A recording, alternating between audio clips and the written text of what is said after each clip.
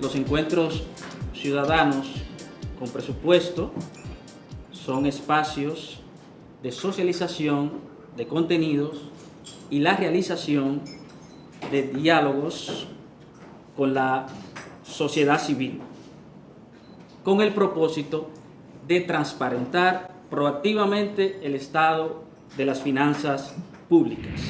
Lo primero que nosotros queremos especificar es que desde que llegamos a la Dirección General de Presupuesto, conjuntamente con toda la población, con todos los colaboradores, fue este eje, nuestro principal eje: gestión eficiente del sistema presupuestario dominicano. ¿Y por dónde empezamos a ver la eficiencia? ¿Por dónde tenía que empezar? Por eliminar esta conducta. ¿Y qué es esto? Esto es la disminución de cuentas por pagar, es decir, deudas mayoritariamente administrativas que se generaban en años anteriores sin el debido cumplimiento del mandato de la ley, es decir, sin tener los recursos de apropiación para ejecutarse esos gastos. Como no se había certificación de apropiación, esos gastos se transferían para el año siguiente como cuenta por pagar. Fíjense que en el 2007 las cuentas por pagar eran 3.492 millones de pesos. Mayoritariamente eran deudas que se generaban por condenas, por sentencias condenatorias del Estado. Luego, a partir del 2012, comienza una alza insostenible de esta disminución de cuentas por pagar. Llegando en el 2017, para tratar de controlar lo que se estaba haciendo aquí, que era un incumplimiento de la ley, se crea el decreto 1517. Y ese decreto 1517 lo que ordenaba era que se tuviera cuota para comprometer antes de gestionar o hacer una licitación o una compra, y por lo tanto disponer de certificación de apropiación. Sin embargo, después del 17 es que entonces se violó no solamente ya la ley, sino también el decreto 1517, llegando al 2020 a 72.767 millones de pesos. Eso nunca se registró como gasto, porque la cuenta por pagar se registran por debajo de la línea para cubrir, para aplicar como aplicaciones financieras. Eso indudablemente, ya para el 2021, nosotros nos quedamos solamente con lo que se encontró de deudas anteriores, deudas de años anteriores. Y para el 2021 colocamos en la ley un artículo: ningún funcionario puede ejecutar acuerdos transaccionales que impliquen la creación de deuda administrativa. Y el que lo hiciera lo pagaría con su propio patrimonio. Eso obliga entonces a que todos los procesos de compra tengan que licitarse en función de disponer de los recursos de la certificación de apropiación y no devengar, no ejecutar ningún gasto bien sin tener esos recursos. Eso indudablemente que tuvo un impacto, en la presentación de los déficits. Entonces los déficits que se presentaban realmente no se correspondían con el déficit real del año corriente, porque lo que se hacía era que, por ejemplo, los gastos del 2019 que se ejecutaron sin apropiación de fondos pasaron como disminución de cuenta para el año siguiente. Entonces, si yo los 72.000 millones de pesos que tenía anteriormente en el 2020 lo hubiese colocado en el 2019, el déficit real del 2019 hubiese sido 3.3%, no el 1.9% que se presentó. No sé si me doy a entender con eso. Es decir, al no registrar el gasto en el año corriente, al no registrar este año en el año corriente, indudablemente que el déficit en el año siguiente era menor, ¿no? Y de eso es que nosotros hemos tratado de que el déficit que presentamos sea realmente el déficit que se ejecutó, porque ahí no hay deuda administrativa transferida para el año siguiente. Uno de los impactos de este modelo que había en los intereses con relación a los impuestos, ¿no? Fíjense que ya en el año 20, el 29% de los impuestos era para el pago de intereses. Desde que llegamos aquí, ya en el 2008, donde los intereses representaban el 9%, debió ser un llamado de alerta de cómo iba impactando la deuda con el pago de los intereses en la composición de los ingresos. Por eso es que desde que se discute la Estrategia Nacional de Desarrollo, para el 2015 se planteaba, ¿no?, lo del pacto fiscal. A 1 de enero del 2015 debió de iniciarse el pacto fiscal. Ya era un 19% la relación intereses-impuestos. Si un negocio, los servicios de la deuda, es decir, el pago del capital y el pago de los intereses, sobrepasa el 18%, no se metan en ese negocio, porque no es posible darle sostenibilidad ni ganancia a ese negocio. Entonces de ahí nosotros estamos obligados a ver cómo manejamos esa proporción de intereses y deuda. Lamentablemente nosotros no pudimos hacer lo que queríamos en el año 2021 por lo que ustedes saben, por el impacto de la pandemia. Y República Dominicana fue el segundo país que más gasto público destinó a combatir el COVID de toda la región. Nos costó 213.000 millones de pesos desde el 16 de agosto del 2020 al 31 de diciembre del 2021. Este esfuerzo de subsidio y de mantener a la gente y la compra de medicamentos, todo el plan de vacunación, ¿no?, nos llevó a tener que dejar de lado las prioridades que habíamos definido para el año 21, impactándonos indudablemente. Igualmente, a pesar de esos gastos que tuvimos en el 2021, fuera de presupuesto, que tuvimos que presentar 2 reformulados, ¿no?, el crecimiento del Producto Interno Bruto que originalmente habíamos estimado era de 10.7%. Sin embargo, terminamos en 12.27% de crecimiento económico. Y no solamente que ese crecimiento fue favorable para la República Dominicana, sino que tuvo un componente altamente de impacto que fue la confianza del sector privado en la inversión privada. Porque en los primeros 8 meses, producto de la necesidad de aplicación de toda la normativa para los proyectos de inversión, en los primeros 10 meses el gasto de capital fue muy lento, ¿no? Y a octubre todavía no habíamos ejecutado lo que habíamos planificado, producto de ese necesario cumplimiento con las normas. Y sin embargo, ya a octubre estábamos creciendo un 10%. Desde que el gasto de capital en el último trimestre del año del gobierno, eso se disparó al 12.27%. Y logramos disminuir el déficit a pesar de todos aquellos gastos que tuvimos que incurrir, que no estaban presupuestados. De 3.23 terminamos en 2.7 de déficit ejecutado. Y el endeudamiento, el Congreso nos había autorizado endeudarnos en el 5.95% del PIB, es decir, 291.000 millones de pesos. Sin embargo, logramos reducir la necesidad de endeudamiento en alrededor de unos 72.000 millones de pesos y solamente cubrimos 229.000 millones. Es decir, que esto es una muestra de cómo, eficientizando los recursos, se puede tener crecimiento económico, disminución de déficit y por lo tanto disminución de la deuda. Y es importante destacar, como ustedes pueden ver ahí, todos los países se endeudaron, todos tuvieron que endeudarse. Ahora, ya en el 21, ¿cuál es uno de los países que más bajó su deuda? República Dominicana, de 55.9 en el 2021 bajó al 50% del Producto Interno Bruto. Es decir, que el esfuerzo de reducción de la deuda con relación al PIB, República Dominicana está entre los primeros países que lograron eso. Por otro lado, viendo la realidad al día de hoy, lo que tenemos al 8 de agosto, ¿cuál es la situación que nosotros tenemos presupuestariamente? Tenemos un déficit de 28.400 millones de pesos. Y tenemos un financiamiento neto, es decir, ya hemos colocado 237.000 millones de lo que nos autorizó el Congreso.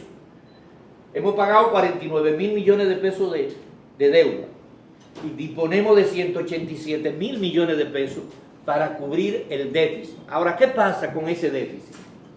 Ese déficit de 28.000 millones de pesos no contempla los subsidios, no contempla el esfuerzo que hemos tenido que hacer con los subsidios que no estaban contemplados en el presupuesto. Por lo tanto, al incrementar lo que vamos a presentar ahora, el déficit entonces se nos va a disparar para final de año. El primer subsidio, ¿cuál ha sido? El subsidio de los combustibles. El subsidio de los combustibles, como ustedes pueden ver, gracias a Dios que en las últimas semanas el petróleo se ha ido bajando su precio y nos ha permitido ir disminuyendo los subsidios semanales. Así por ejemplo, en la semana del 18, del 11 al 17 de junio, tuvimos que disponer de 1.793 millones de pesos, solo en esa semana. Y a partir de esa semana, pues ha comenzado a reducirse, y la semana pasada el subsidio fue de 450 millones de pesos. En total, de subsidio llevamos 29.268.7 millones de pesos. Es decir, una suma considerada si la comparamos, por ejemplo, con lo que reciben todos los ayuntamientos del país durante el año entero. Supongo que va a ser llovido. ¿No? Es decir, para que ustedes vean el impacto que ha significado eso, y todavía no termina el año, porque estamos proyectando, ¿no?, que se continúe el subsidio hasta que esto se estabilice y el precio del petróleo baje por debajo de los 85 dólares, como estableció el presidente. Otro aspecto es que, fíjense, si no tuviéramos el subsidio, ¿cómo estarían los precios de los combustibles al día de hoy? El gasoil óptimo, por ejemplo, de 241 pesos que vale, estaría en 306 pesos, ¿no? Y el gasoil regular de 221 estuviera en 281, y 60 pesos más. Pero cuando hicimos los subsidios más amplios, la diferencia era de 120, 140 pesos, ¿no? Es decir, que si se hubiese aplicado semanalmente, había momentos en que el precio de los combustibles hubiese aumentado por encima de los 100 pesos. Y sin embargo, con este subsidio lo hemos podido... Ahora, ¿qué pasó con este subsidio? ¿Cuál ha sido el impacto? Si nosotros no hubiésemos estado dando el subsidio de los combustibles, la inflación a julio hubiese sido 15.09%. Sin embargo, evitamos una inflación por los subsidios de 9.61%. Eso es un 175.4% menos de inflación. Porque el subsidio de los combustibles impacta directamente a todo. Transporte, procesamiento, etcétera, etcétera. Y otro aspecto importante es que con estos subsidios hemos logrado que más de 240.000 personas no cayeran en la pobreza general. Y eso es un indicador medible, evaluable, y que se puede contactar con los indicadores a través del análisis que hace el Banco Central. Es decir, más de 240.000 personas hayan caído por debajo de la línea de pobreza general. Seguimos. ¿Qué ha pasado con otros gastos de los subsidios focalizados entonces? Que no lo teníamos contemplado, hemos tenido que incrementarlo. Subsidio Aliméntate a través del programa de Supérate. De 26.700 lo hemos llevado a 31.600, ¿no?, por la incorporación de más de 300.000 familias a ese programa de Supérate.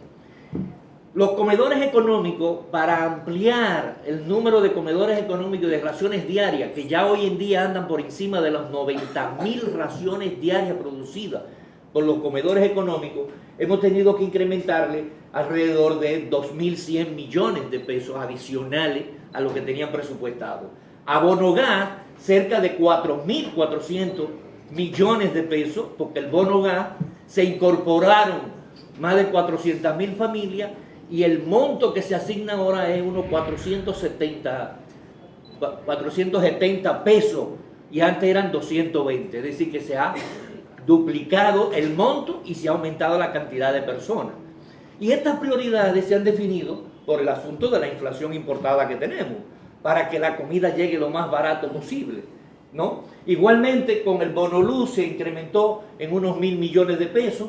El plan social de la presidencia para las raciones crudas, con el plan que se entregan a través de instituciones, iglesias, de manera directa, hemos tenido que incrementarle en unos 1.200 millones de pesos. Y a INESPRE, para que continúe con sus programas de mercado móviles, populares, le hemos tenido que aumentar alrededor de 1.000 millones de pesos también. Es decir, que en total, de 37.600 millones de pesos que teníamos presupuestado para todos estos programas durante el año, vamos a tener que ejecutar 52.000 millones. Es decir, unos 14.500 millones de pesos de manera directa en subsidios adicionales. Otro de los subsidios que hemos estado obligados a hacer es lo que tiene que ver con las importaciones. Lo de certificación de semillas, 25 millones de pesos. Para la pignoración del arroz, porque todo esto va incentivado a la producción agrícola. Arroz, 450 millones de pesos. Son los subsidios a fertilizantes, ¿no? Los presupuestados 2.490 y más 1.221 millones de pesos. Y esto, cuando hablamos de inicial, no es que estaba en el presupuesto, es que inicialmente el compromiso con esos productores era con esos niveles. Es decir, ¿cuál era el inicial de pignoración? El compromiso con los productores de arroz, 450 millones. ¿Cuánto hemos ejecutado? 450 millones de pesos. ¿Cuál es el compromiso para los fertilizantes? 2.490 millones. ¿Cuánto ya se ha pagado? 1.221 millones de pesos. A las importaciones, al trigo, a la soya, a la harina, ¿no? De 3.000 millones ya van 1.384 millones de pesos. Y aquí hay un componente a los productores de harina, del pan, para que el pan no suba, a los productores de huevo, ¿no? Que se le ha otorgado bajo contratos con sus asociaciones. Es decir, de 5.900 ya hemos ejecutado 3.080 millones de pesos. En total, igualmente que el transporte, hemos llegado a un acuerdo de 1.165 para el año y ya llevamos 489.9 millones de pesos de ejecutados. Seguimos. Un aspecto que no se ve, que ha sido la nivelación de pensiones civiles, militares y policiales.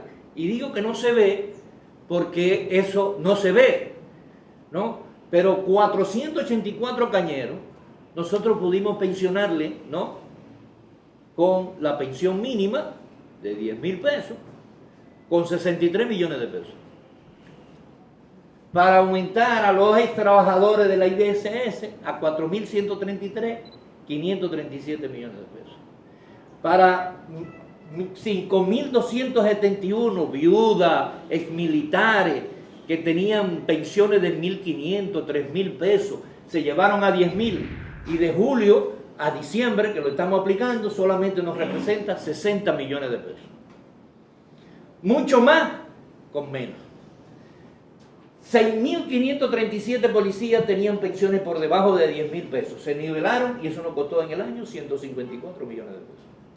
Y para 16.383 pensionados del Ministerio de Defensa en el sistema de salud, para mejorarle su acercamiento a través de SENASA, nos representa 70 millones de pesos. Y para 92.627 civiles que tenían pensiones por debajo de los 10.000 pesos, se llevaron a 10.000 pesos y nos representa 2.380 millones de pesos.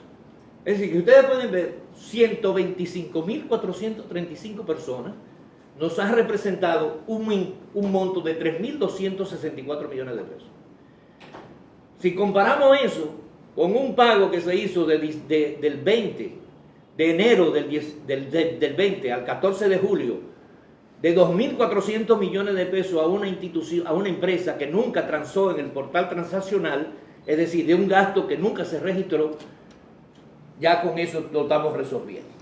Lo que quiero decir es cómo se eficientizan los recursos, que con poco dinero se llega. Pero esto no se ve, porque quien lo ve, quien lo siente, es el que ha mejorado sus condiciones de vida. Seguimos.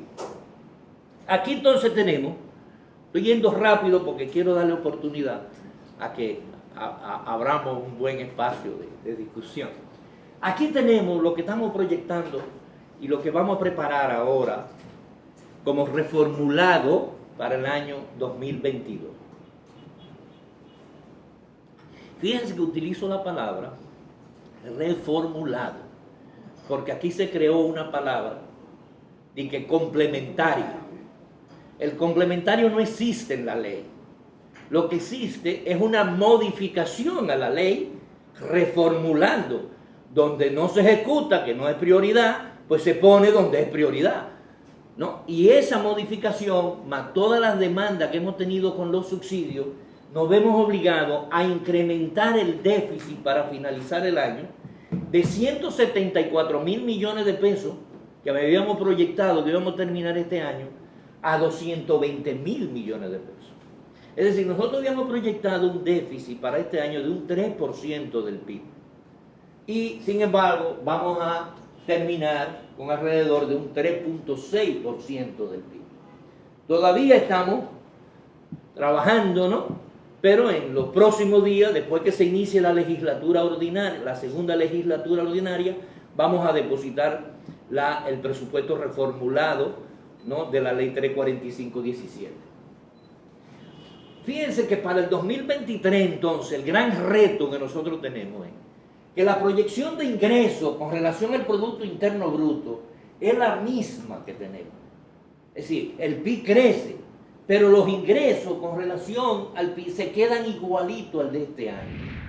Entonces tenemos un incremento de los gastos, ¿no?, y una igualdad de los ingresos, lo cual nos obliga todavía a ajustar más los gastos.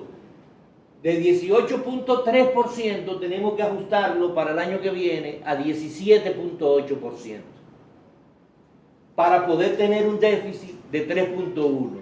¿Y por qué de 3.1? Porque tiene que ser menor al que estamos finalizando, para mandar el mensaje claro de que desde el Estado, desde el gobierno americano, hay un compromiso con la sostenibilidad de la deuda, que es una de las cosas.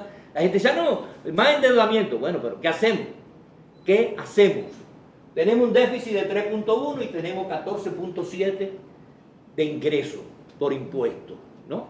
Los ingresos totales, 14.7. Para que tengamos una idea, educación se lleva el 4%. Salud, el servicio de la deuda, pago de intereses y capital, intereses para el próximo año, 224.000 millones de pesos. Ahí no está el capital. Entonces, intereses y capital, los subsidios sociales y el subsidio eléctrico. Porque un subsidio que no le mencioné ahorita es lo que vamos a tener que aportar adicional a la sede por el incremento del petróleo, ¿no? Más con la medida que se tomó de no incrementar por lo que resta del año la tarifa eléctrica. Entonces tenemos que aportar más dinero para el subsidio de electricidad. Entonces, este escenario nos obliga a tener que hacer un esfuerzo enorme de unificar, de vincular el plan de cada institución con los recursos asignados. De forma tal, y es un ejercicio que hemos venido trabajando desde el inicio del gobierno con el Ministerio de Economía, Planificación y Desarrollo, donde el plan y presupuesto están vinculados, ¿no? Usted no puede planificar algo si no tiene los recursos, y no puede tener los recursos y no saber para qué lo va a usar. Entonces, y desde el presupuesto estamos orientando ya en esta semana, en estas 2 semanas pasadas, se prepararon, se formalizaron, se les fortaleció la capacidad a los representantes de 238 instituciones que vinieron aquí y recibieron un curso con mira a la formulación del presupuesto del 2023. Ya las instituciones tienen sus techos y tienen que ajustar sus techos a sus planes y los planes a los techos. Y al 31 de agosto tienen que presentar sus anteproyectos. Entonces nosotros aquí consolidamos todos los anteproyectos de las instituciones para preparar entonces ya el proyecto de ley que va a ser sometido al Congreso antes, a más tardar el 1 de octubre. Y algo que tenemos que hacer significar con los gastos, es que como es un año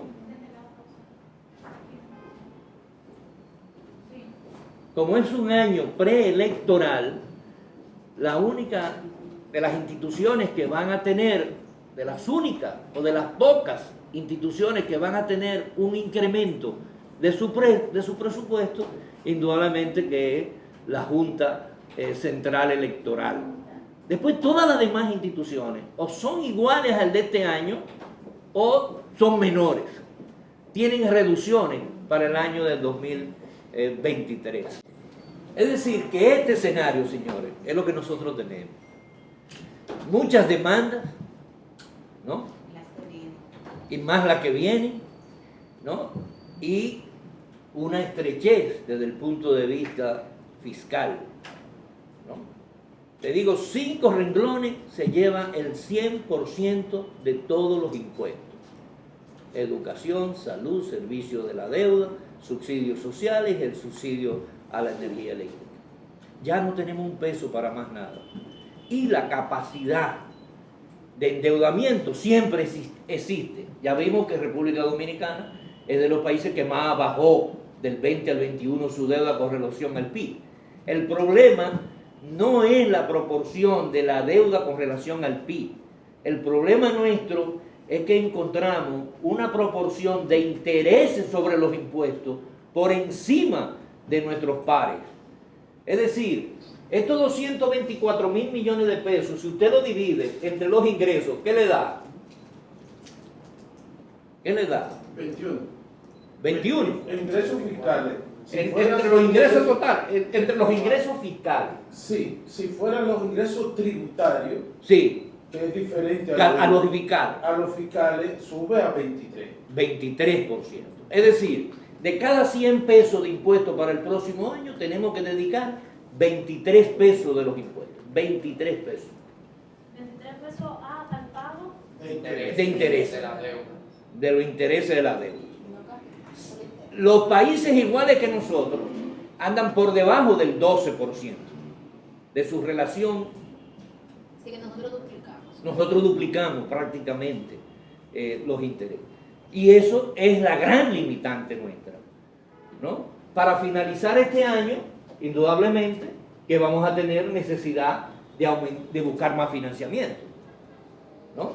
Vamos a tener que buscar más financiamiento para cerrar el año. Y como ustedes saben, el financiamiento cada día se encarece más. Para que ustedes tengan una idea, los últimos 70.000 millones de pesos que colocó la Dirección General de Crédito Público, el Ministerio de Hacienda, como bonos internos, autorizados en la ley de presupuesto de este año, se colocaron al 12.8% de intereses. Porque el mercado, al subir las tasas monetarias, el Banco Central, indudablemente que los otros intereses, las tasas suben. Y eso es costoso, eso tiene un impacto para el próximo año muy significativo. Sin embargo, nosotros seguimos haciendo un esfuerzo. Fíjense lo que les decía al principio. Si no tuviéramos todos estos gastos adicionales, nuestro déficit hoy tuviera en 28.000 millones de pesos. ¿No? Lo cual nos hubiese dado una holgura enorme de ejecución de nuevos proyectos, nuevas inversiones, pero con los subsidios estamos incrementando el déficit de 3% a 3.6% del PIB, ¿no? Como consecuencia de la guerra. Por último, y aquí voy a después a dejar todo esto, nosotros tenemos un segundo eje estratégico, es transparencia presupuestaria y control social. Como ustedes saben, la República Dominicana quedamos en 9º lugar en transparencia presupuestaria de 120 países evaluados, lo cual es un aporte de aliento para nosotros de seguir mejorando, ¿no? Y de seguir ampliando las informaciones que brindamos y de estos encuentros ciudadanos y la participación que se tiene desde el gobierno, porque la participación es bueno que ustedes sepan que el 94% de los nuevos proyectos que se incorporaron en el año 2022 provinieron de los consejos de ministros provinciales y de las reuniones de las juntas de vecinos que realizaba el presidente durante todo el año 21, es decir, que eso se fue incorporando. Igualmente en el 23, para el 23, aquí en nuestro portal, en el calendario presupuestario, que estamos ahora mismo en eso, abrimos el espacio a la ciudadanía para que haga sus aportes de sus aspiraciones y de qué podría estar contenido en el presupuesto del año 2023. Y eso todo se está consolidando.